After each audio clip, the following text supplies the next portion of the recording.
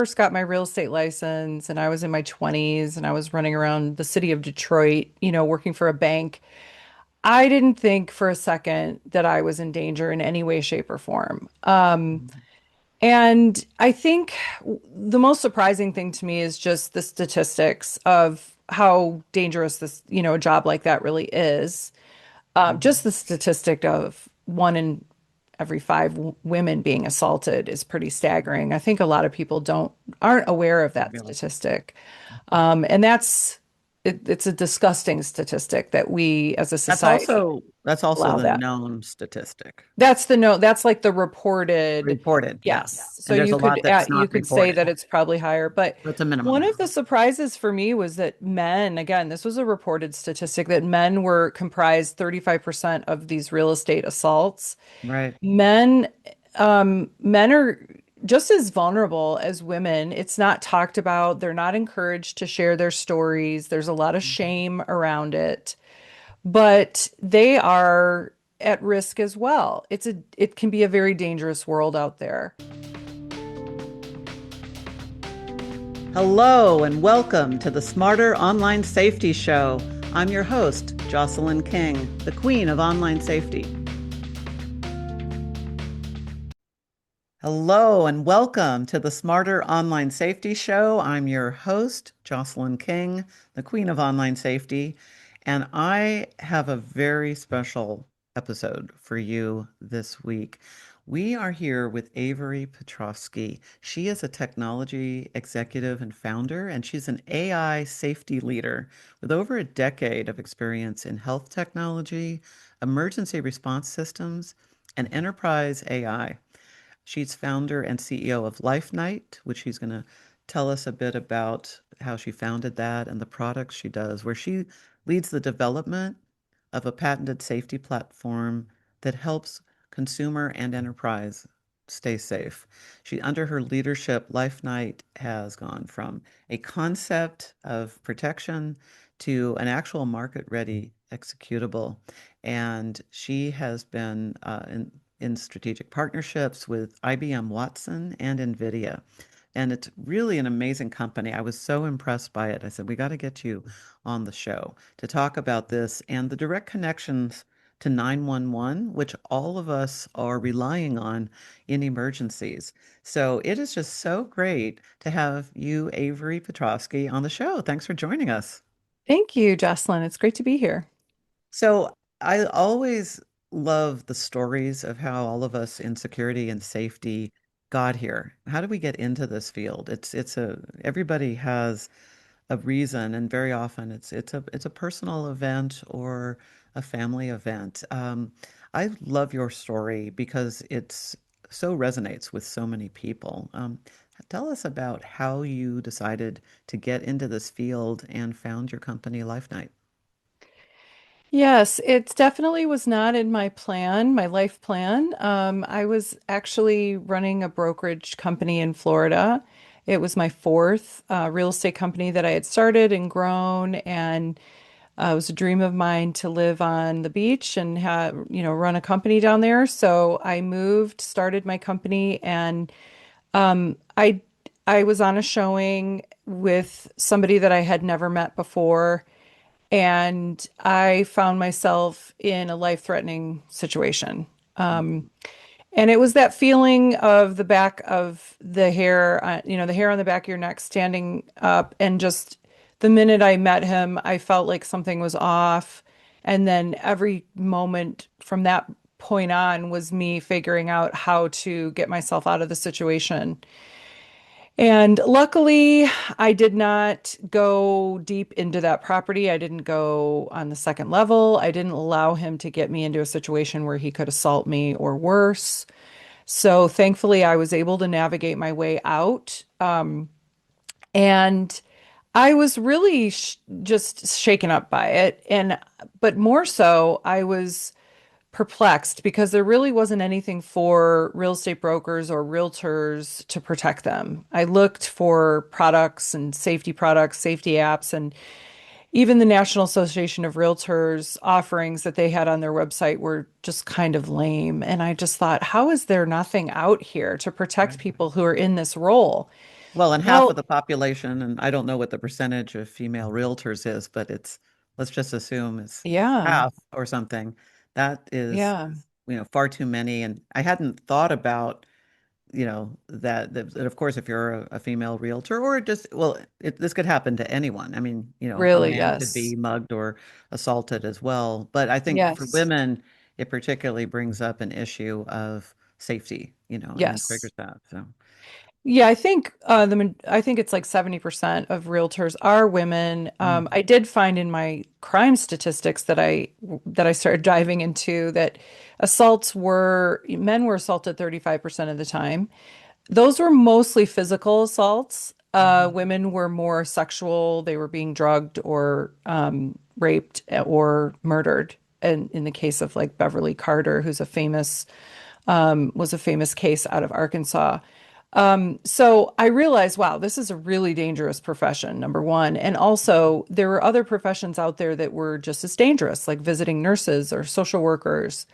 So there was a huge gap in the market, I could tell, because at that point I was the consumer and I wanted to create something to protect me.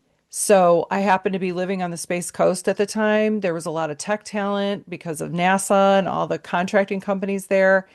And I had always been technologically focused in all of my companies. I made them I built systems and I was always, I was working remotely before people even knew about that. And I was always like, what's the latest and greatest?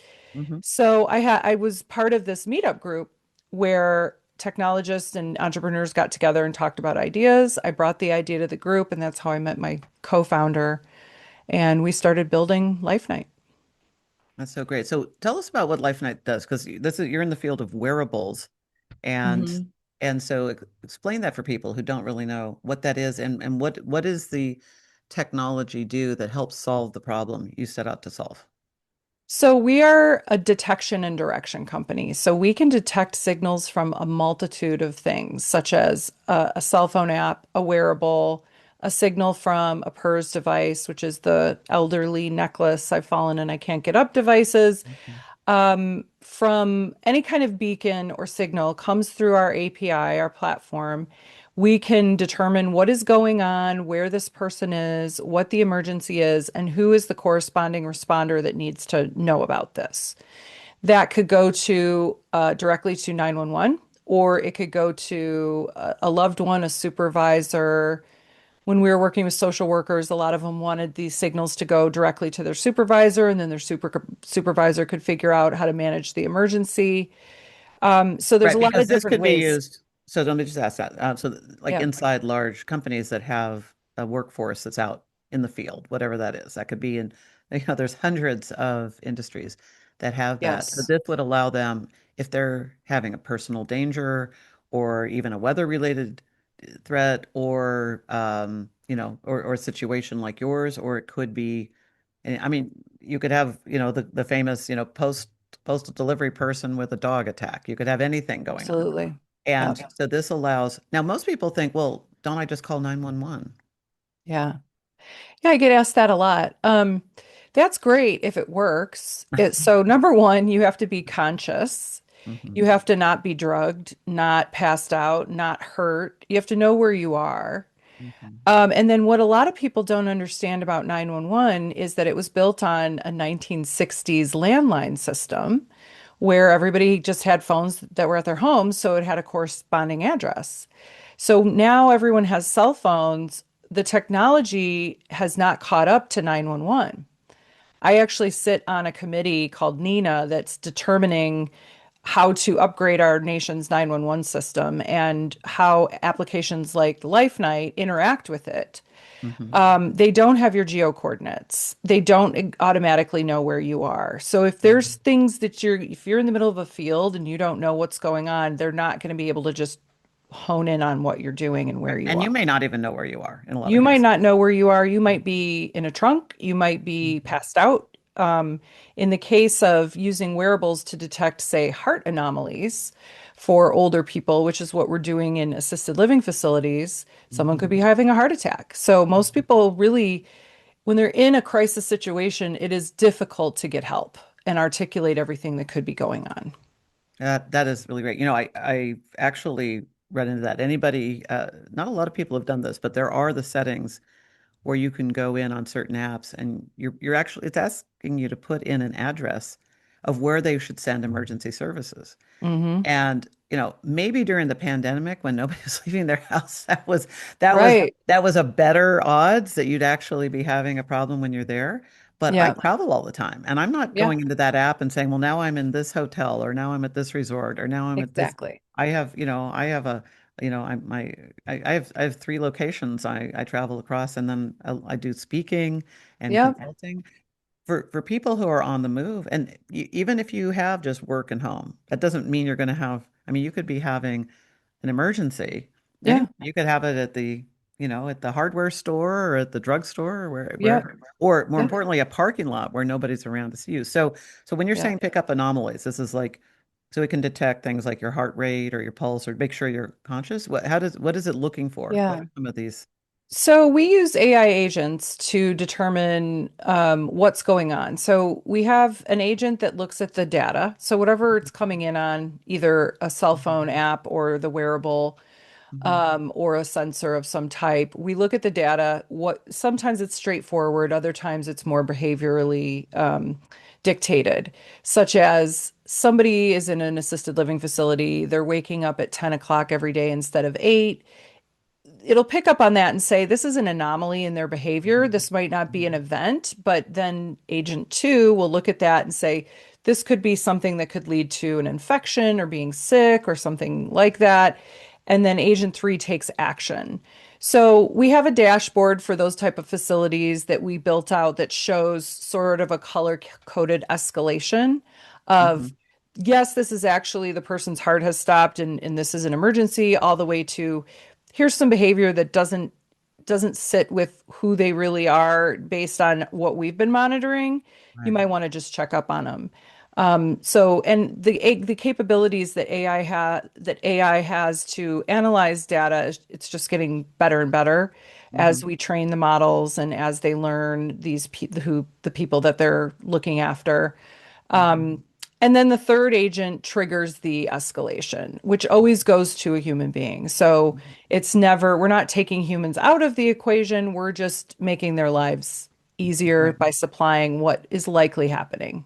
Okay. So when you're talking about this, I'm suddenly thinking of a friend of mine whose 4-year-old is epileptic and has seizures and Mhm. stuff. So I'm thinking that there's times when, so that there's just constant worry when they're out of their sight and things like Yeah. that. So I can see uses for, like children and things Yep. like that. And I can see uses for, our elderly, relatives and stuff in who are Yep. already in an assisted living facility, maybe but still have, it could be how often are they checked on? It could be at Yeah. that time. And I could see for those of us, traveling and things. So when you talk about wearables, a lot of people might be thinking, well, what exactly is a wearable? I think almost everybody has familiarity with that. I've fallen and I can't get up. Uh, Yeah. and that's the other thing. A lot of people think, well, you have to be conscious. Like, what if you fall and hit your head and you don't hit that little red button or whatever it is? Right. Um, Right. so that's why this sort of oversight and and intervention helps in cases where Yeah. you're not conscious. What Yeah. what do you think? What are some of the what are some of the myth busting about wearables that people Yeah. see? Well, wearables have gotten, I mean, the market has just grown exponentially, and they've gotten so many people are on them now, whether it's an Aura Ring or Apple Watch or Garmin Mhm. product. And it's Mhm. analyzing all these things, your sleep, your exercise, your health, your heart, your steps. So that's all great. It's a huge step forward in getting data to start making determinations about, somebody's health and his health history. Some of the gaps I see are making the data actionable. Here's an example. My parents are both in their mid 80s. Mhm. My mom's friend, who's 87, has an Apple Watch. Her son lives in a different state. He bought her one. And she had been looking at her watch for a few days and it was showing a very low heart rate. And she finally thought, that's kind of weird. It looks kind of different. I'll call my doctor. The doctor had her come in and she had immediate surgery for getting a pacemaker. She Oh, wow. almost died. Now, luckily, she looked at the watch. Luckily, she had the watch. But what the Mhm. watch didn't do was tell her, Mhm. hey, your heart rate is dramatically lower than it has been this entire time it's been monitored. Mhm. It certainly didn't call 911 for her. It didn't Mhm. ping her son. Mhm. So that's a great concrete real world example of where a lot of these wearables are falling short So and they're where, great for you as the owner of the data or the person who's receiving data on behalf of somebody else to see right. things, but it still requires manual human Yeah, intervention. Yeah. that's and somebody noticing and again, we look at it as making data actionable is the next step. Hmm. Data is only a gold mine if you make it actionable. Right. Otherwise, if you're not saving a life or helping someone, not get sick or sicker, what's the point really of all that Right. data? That's how Well, we look at it. and this is a real eye opener because a lot of us, like I have a smartwatch, and a lot of us rely on watches and other things for information. We also, the thing you brought up about 911 is really, really telling because when I was being, going through a cyber attack, and I reached out to law enforcement. You're expecting, okay, great, I need help. And the big deal for humans is to even admit, I need help. And then you reach out, and so you're expecting the cavalry to come, right? And like in my case, well, we didn't, we'd lost a lot of money, but not enough to hit the threshold to get FBI time. So Right. the Okay. FBI, just getting a call with a field agent in the FBI was more than a lot of people get. Having the sheriffs come because the home had been broken into and we had surveillance planted in our home.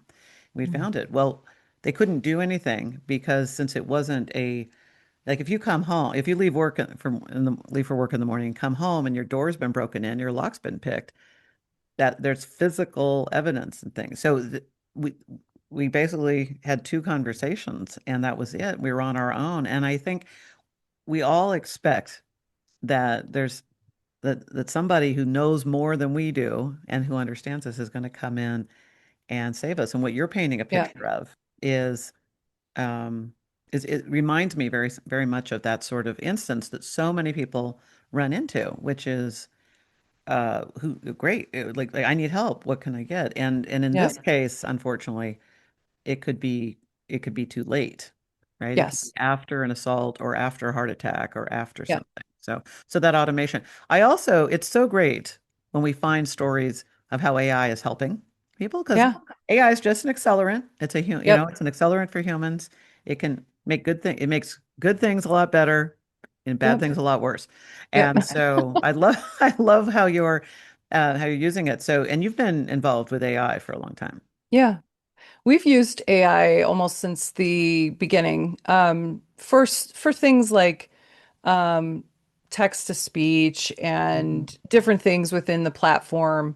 So Mhm. we've been used to it, to just using it as a tool, essentially. When we had a partnership with IBM Watson a few years ago, and we were looking at building out these AI agents with the help of their team. That's when we got into what that could do for detection and response. Mhm. So I look at it as the platform isn't reliant on it. We can still work without the AI component. It just enhances Right. it. It makes it better. It gives us more tools in the toolbox.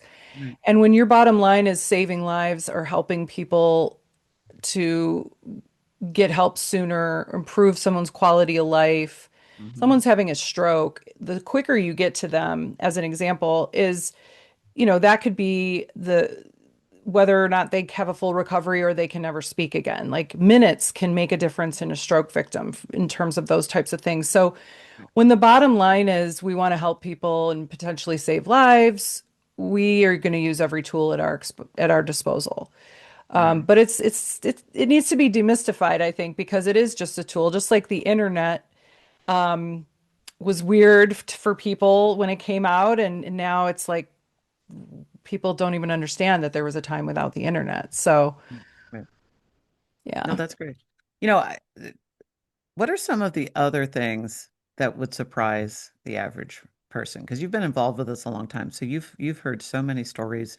Because a lot of people Yeah. say, well, yeah, this makes total sense for my elderly parent. This makes Right. sense for my, epileptic child. This makes sense for, okay, I own I have a real estate company. I can see maybe I Yeah. need to get this for my, for my worker. But Yeah. but besides those kind of, they're not corner cases, but they are small percentages of the population. What Yeah. what are some of the things that you've seen that the average person maybe aren't thinking about why they need to think about what would they do if, like, If this what are, happened. yeah, Yeah. or just because that's the thing, right? It's the unprepared and unplanned that catches Yeah. us off guard. So what are some of the things that would surprise the average person that they might think about, how they want to protect themselves differently? Yeah, that's a hard one because you don't want to scare people. And Mhm, until something happens to you, and you and mhm, I think, talked about this, mhm, you kind of look at the world as a pretty safe place. You don't mhm, really think about it. When I first got my real estate license and I was in my 20s and I was running around the city of Detroit, working for a bank, I didn't think for a second that I was in danger in any way, shape, or form. mhm, And I think the most surprising thing to me is just the statistics of how dangerous this, a job like that really is. Just mhm. the statistic of one in every five women being assaulted is pretty staggering. I think a lot of people aren't aware of Don't that realize. statistic. And it's a disgusting statistic that we as a society That's also allow the that. known statistic. That's like the reported. Reported, yeah. Yes. So And there's a lot that's you not could say reported. that it's probably higher, but That's a one minimum. of the surprises for me was that men, again, this was a reported statistic that men were comprised 35% of these real estate assaults. Right. Men, men are just as vulnerable as women. It's not talked about. They're not encouraged to share their stories. There's a lot of shame around it, but they are at risk as well. It can be a very dangerous world out there. So that was one of the things, just the statistics and how vulnerable we all are. And then what I didn't realize about, so there's call centers. So when you have, say, a home security, like an ADT type Mm-hmm. entity, um, where there's a monitoring center that's involved. What I didn't realize and found out was that is not like when that gets escalated to first responders, it is escalated on a deprioritized line. That call does not come through as a 911 call. In fact, they cannot legally do that. It has to come through on a 10-digit line. And unless you were in that world, you would never know that. So Right. some of these call center calls are put on hold for a long time. And again, that's a solution that that's a problem we solve because we completely circumvent the call center. But when you're paying for a monitoring service, or even when you're paying for, an Apple Watch or something to monitor you, Right. it's not going through in a prioritized way, as if you just picked up the phone and called 911 directly. Right. So that was That is another, amazing, yeah, especially because we hear about delays of calls. yeah, I was in an incident where the group we were with, we had to call 911 and we were on hold. And when yeah, every second feels like 10 minutes in I that know, situation. I And know. so, mhm, Yeah, and that's happened in a lot of areas out in California. There's some cases where 911 was just blown up because something happened and right. people couldn't even get through. It was like a You busy get a busy signal. signal. Yeah. Yeah. Yeah. So people don't understand we're only as good as that end result. That first responder has to answer the phone and take action for us to get help. I think Mhm. people just don't understand that system is maybe not as strong as it could be. And it's Mhm. not because of the first responders. In No, fact, they're great. Yeah. they're great people and they have a really tough job. Hmm. So we're trying to approach it as what can we do to help this bottleneck and also to help the first responders because this is sort of a big problem and it is an antiquated system. So those Okay. were some of the big shockers for me. Wow, that is really telling. That is so Yeah. interesting. So for people, so what's your advice to people? They should think maybe what are the questions they should be sitting down at the dinner table and and or at the in the conference room if for Hmm. work. What are the questions people should be asking, both for personal and professional, um, to make sure so that they're answering so they can think about having a plan, whether it's Yeah, using wearables or not using wearables, that going sure. through the exercise of thinking, do we need something? Do we need protocols? Do we need tools and capabilities? Yeah. We need wearables. What do we need? What are the questions people should be asking? I think people, just on a personal level, should look at their family and their community and the people that they take care of and think about what are the vulnerabilities there. For me, I have two parents who are aging in place. They're in their home and they're self-sufficient, but they're getting older. And, I start to worry about, well, what if something did happen? And I'd like to have a wearable with both of them, which we've talked about. So having a plan, looking at the vulnerabilities of who you're taking care of and having a plan on how to rectify that. And there's a lot of ways you can do it. There's a lot of different products out there and different ways to handle it. But even just having those conversations, so many people don't even have a plan for what if the electricity went out. And Mhm. going through two hurricanes in Florida, I learned very quickly Right, that, when that happens, you better have a plan and supplies and things in right. place. There's a lot of people that don't even have a flashlight handy or know where it is, or maybe No. haven't changed the batteries in 5 years or Yeah, something. they don't have that. What if something happens? And there's just things you can do to make things more comfortable and safer for you.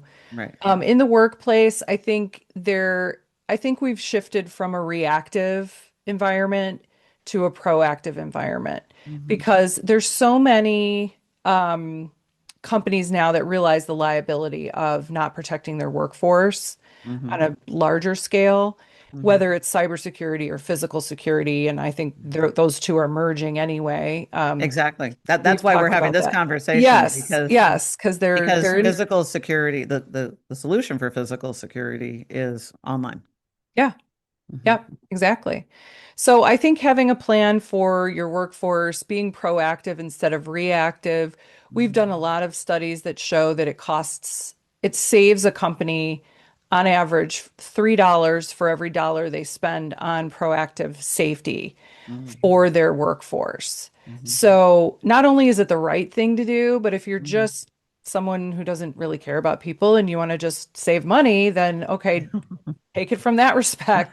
But Right. it's the right thing to do, and it's also the right thing to do from a business perspective Right. and a bottom line perspective. So I just think shifting from reactive to proactive is super important. It'll set you apart.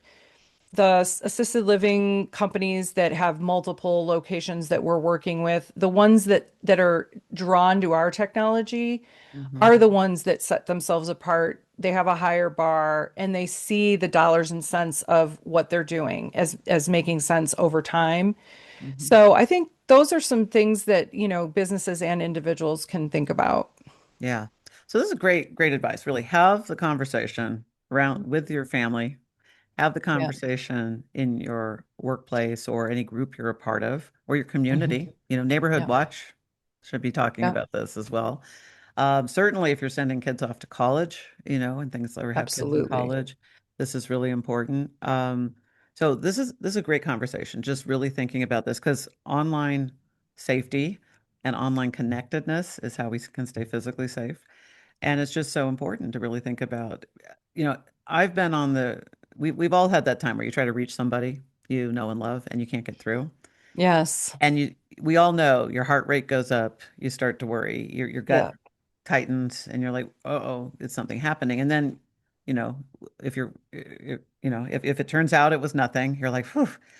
But that's you want to avoid those, even just for avoiding those is by having these conversations. What do we do if, and how do we keep track of each person? And, even some of the phone alerts, like share my location with, consciously turning them on or off, and who you're sharing it with is a conversation everybody should be having, Yeah. especially within your family. And most Agree. people don't until they have something bad happen or a really Right. close call, and that you're sounding the alarm to Yeah. do it before you're there. Do it so Yes. that you can avoid something happening and you don't have to become one of the statistics because we don't want that. Absolutely. So Yeah. great. That's so great. Oh, that's awesome, Avery. And so for people who want to learn more about you or Life Night, where do they Mhm. go? You can go to lifeknight.ai. So it's spelled LIFEKNIGHT dot Mhm. AI. There's a form you can fill out to get a hold of the team. Mhm. And I can be found on LinkedIn. I'm in LinkedIn under Avery Piantedosi Petrovsky. You can put in either of my last names. And if Um, you type in if you do a Google search for Avery Life Night, it'll in it LinkedIn, it'll comes up. get you there. Absolutely. Yeah. We have a YouTube channel. You can check out some videos and things like that too. Yeah. That's great. Well, you've given people great advice. Another great conversation to be had. And Yeah. it's one of those things, there's a British friend of mine always said there's this old saying that, if you when you bring an umbrella, it's less likely to rain, something to that effect. I probably just butchered that, True. but it's very good. It is very good to Yeah. think about, prevention. Yeah. And our grandparents said it best, an ounce of prevention's worth a pound of cure. So Very take this true. to heart and do that. Thank you so Yeah. much, Avery, for sharing your story. Thank you for the Yeah. work you're doing, and thank you for Yeah. sharing some great advice with all of us so that we can stay safe and Of course. sane out there. So thank you. Thank you for All having right. me. Yeah. All right, Appreciate it. everybody. Well, that was very insightful. I hope it got you thinking, having the conversations. And I've personally have had these conversations with loved ones and with colleagues at work, and it's been amazing to me every time to also see the kinds of comments that come up or hear stories from people I've known for years that I didn't know things had happened to, either actual traumatic events or close calls. You learn so much more about the people you care about when you have these conversations. So I highly encourage you to take Avery's advice. Thank you for being with us. And until Yeah. next time, stay safe out there.